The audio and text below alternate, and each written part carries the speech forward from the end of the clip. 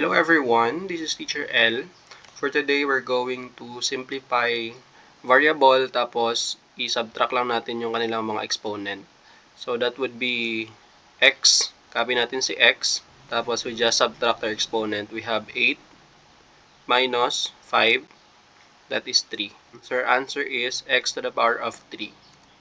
For our second example, we have 21y to the power of 7 divided by 7 raised to the power of 4. So first, unahin natin i-simplify yung mga whole numbers.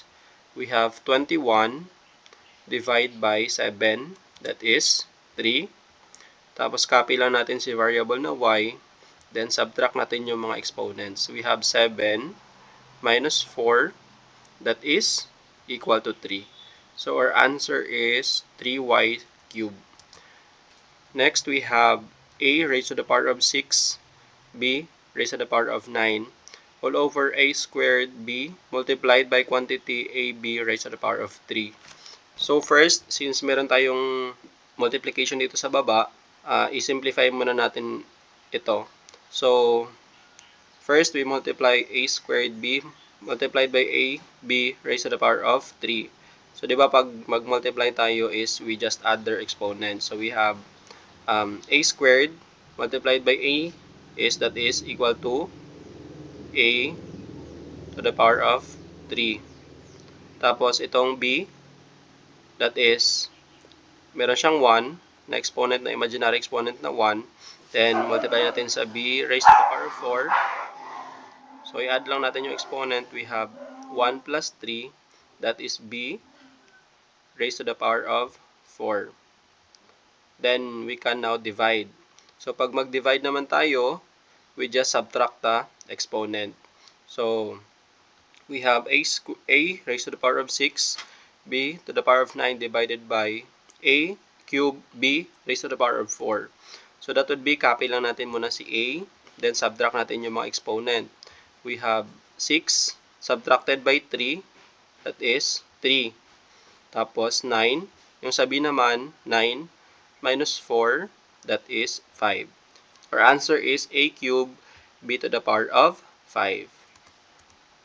For our fourth example, we have 4x cubed y to the power of 16 divided by 5x squared y raised to the power of 5. So first, unahin natin i-divide si 4 divide 5. So since hindi siya divisible, pwede natin siya as is na lang na 4 over 5. So that would be 4 over 5. Then copy lang natin si x.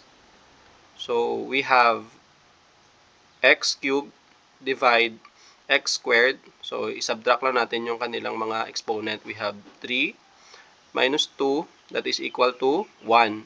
So, yung 1, hindi na natin nilalagay yan siya. Imaginary exponent na lang na siya na 1. Then, copy lang natin si variable na y. Then, we subtract their exponent. We have 16 minus 5, that is 11. So, for answer, we have 4 over 5 multiplied by x, y to the power of 11. For our fifth example, we have 24x squared y cubed multiplied by 2x to the power of 8 divided by 6x y cubed. So, unahin natin i-simplify yung itong nasa taas. Now, we distribute 24 dito. We distribute 24x cubed y squared sa 2x to the power of 8, or we multiply them. So, first, 24 multiplied by 2, that is 48. Then we divide by 6, that is 48 divided 6, that is 8. Then, yung exponent natin, we have x. Di ba pag mag-multiply tayo, i-add lang natin ang exponent. So, sa x, we have 2 plus 8, that is 10. Then, pag mag-divide naman tayo, we subtract. So, meron tayo ditong x sa baba. So, meron siyang exponent na 1. That is 10 minus 1. That is 9.